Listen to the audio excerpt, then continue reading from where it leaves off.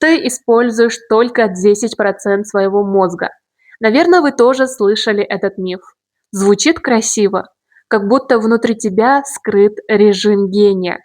Но правда в том, что ты уже используешь почти весь мозг. Просто не одновременно.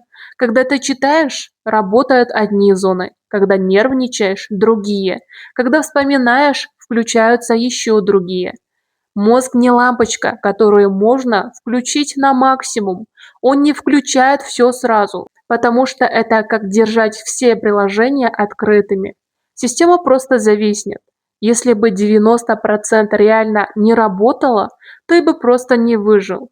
И самое интересное, этот миф любят, потому что он снимает ответственность. Я не ленюсь, я просто не использую остальные 90%. Но дело не в процентах, а в том, как часто ты реально думаешь, а не просто листаешь.